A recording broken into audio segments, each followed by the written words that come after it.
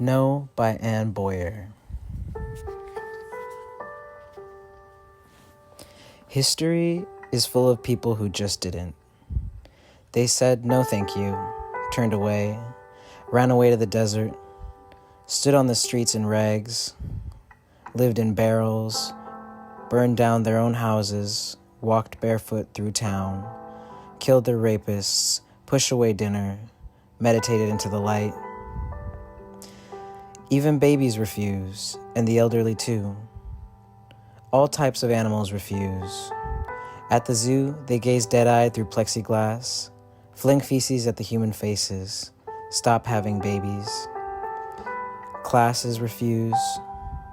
The poor throw their lives onto barricades. Workers slow the line. Enslaved people have always refused. Poisoning the feasts, aborting the embryos, and the diligent, flamboyant jaywalkers assert themselves against traffic as the first and foremost visible daily lesson in just not.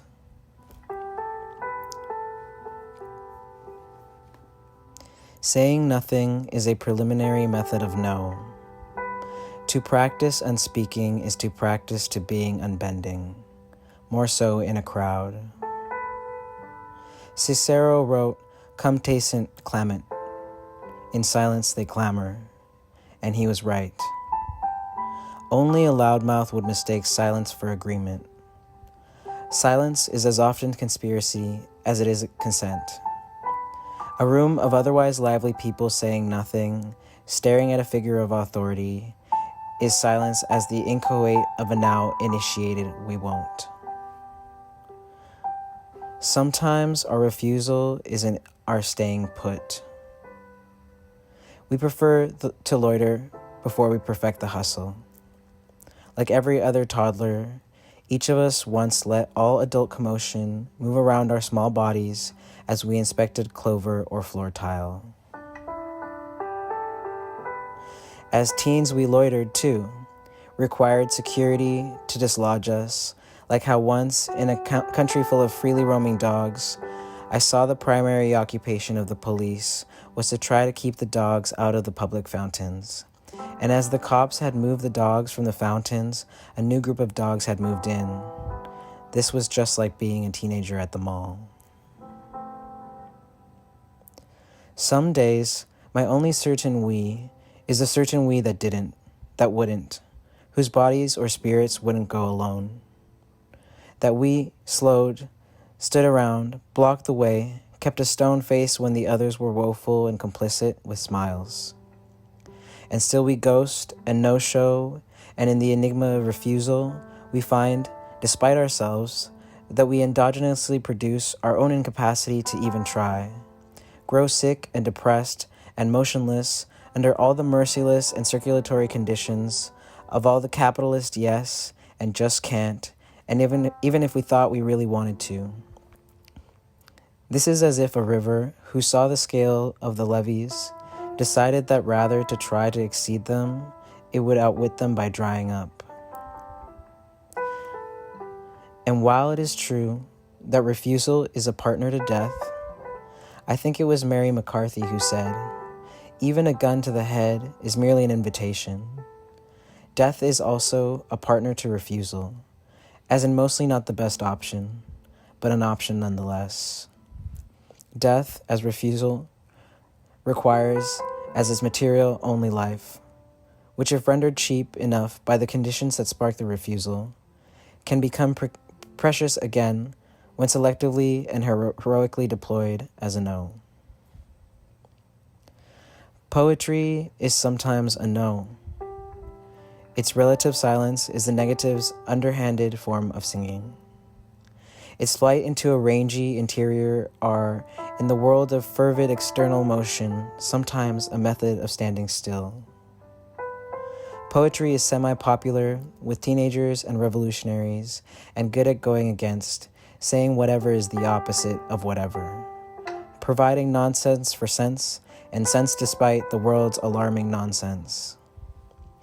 Of all the poems of no, Venezuelan poet Miguel James' Against the Police, as translated by Guillermo Parra, refuses most elegantly.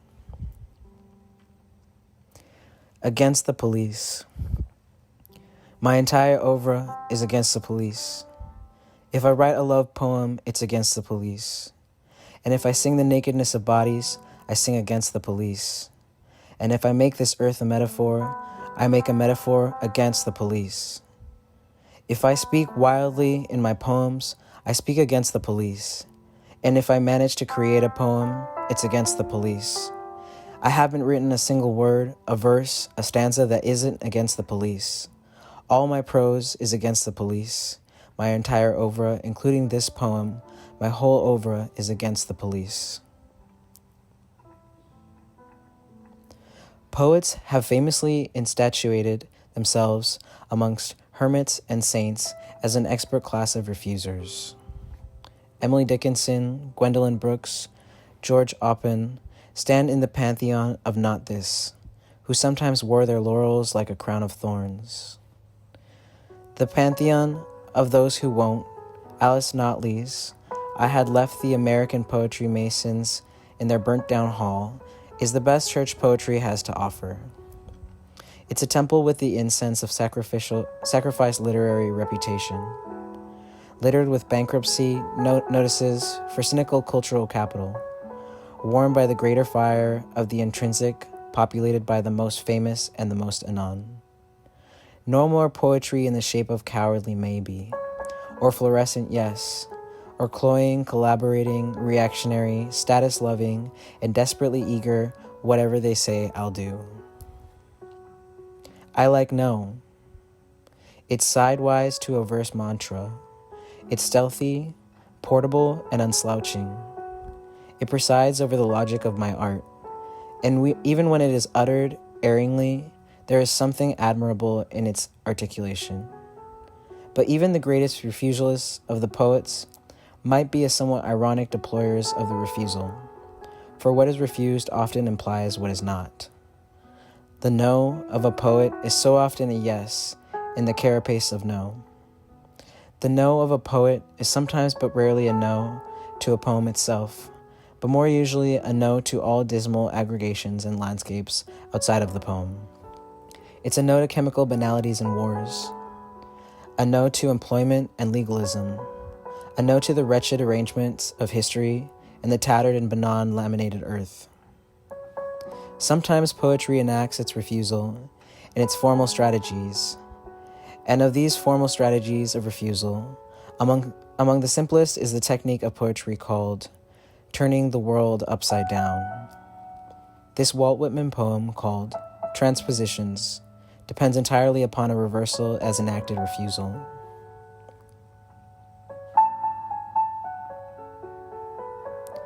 Let the reformers descend from the stand where they are, forever bawling. Let an idiot or insane person appear on each of the stands. Let the judges and criminals be transposed. Let the prison keepers be put in prison. Let those that were prisoners take the key. Let them that distrust birth and death lead the rest.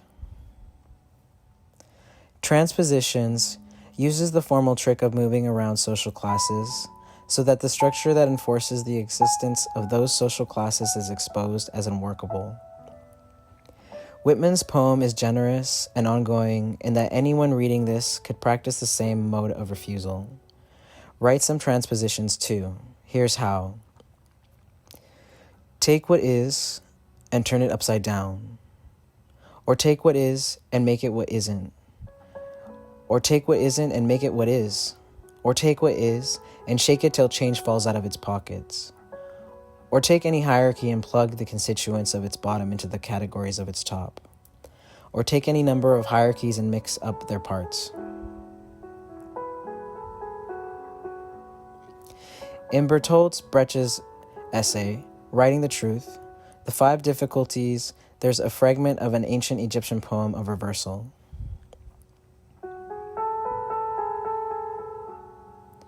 So it is, the nobles lament and the servants rejoice. Every city says, let us drive the strong from out of our midst. The offices are broken open and the documents removed. the slaves are becoming masters. So it is, the son of a well-born man can no longer be recognized. The mistress's child becomes her slave girl's son. So it is, the burghers have been bound to the millstones. Those who never saw the day have gone out into the light. So it is, the ebony poor boxes are being broken up. The noble's Sesban wood is cut up into beds. Behold, the capital city has collapsed in an hour. Behold, the poor of the land have become rich. Through reversal in this poem, the impossible is now slightly less so. Now that the unfamiliar order has been given a cognitive rehearsal, it doesn't seem quite as unlikely after reading it that the capital city could collapse in an hour. But more than a cognitive rehearsal, the city's collapse also has a social one.